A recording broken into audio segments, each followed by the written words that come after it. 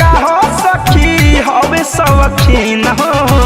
एक मरद परस लइक तीन तीन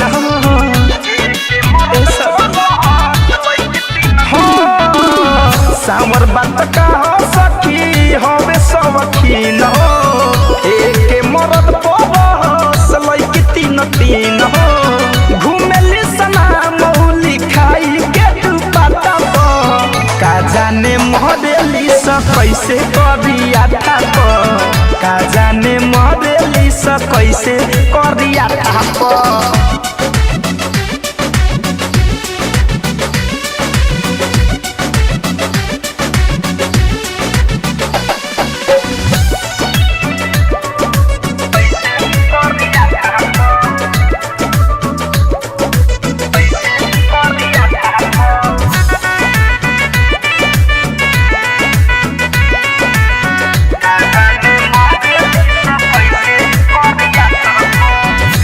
लड़की में रखे इंटरेस्ट हो मार्केट से हट के खोजेला चीज बेस्ट हो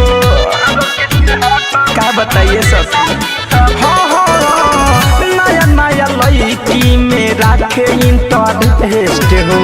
मार्केट से हट के खोजेला चीज बेस्ट हो जाला न ध्यान सखी ओकरा बायोडाटा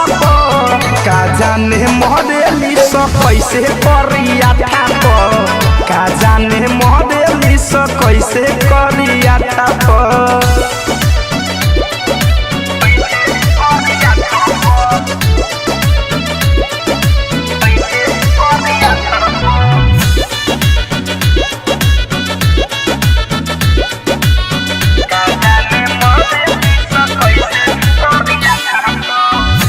धनंजय के करेला नकल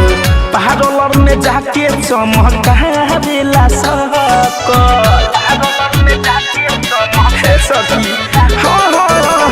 शिव मन मोही के करेला नकल पारोलर में जाके चमकारेला सकल सुमित पवन संगे घूमे रोज भाटा का जाने मॉडली स कैसे करिया था का जाने मॉडली स कैसे करिया था सामर बात का हो सखी हवे सवखीन हो एक मरद परस लइक तीन तीन हो घूमेली सना मौली खाई के तू पता का जाने मॉडली स कैसे करिया था का जाने मॉडली स कैसे करिया था। RCM म्यूजिक न्यू ऐप अभी डाउनलोड कीजिए हमारे गूगल प्ले स्टोर से और पाए भोजपुरी लोकगीतों का एक से बढ़कर एक ऑडियो वीडियो सॉन्ग बिल्कुल मुफ्त।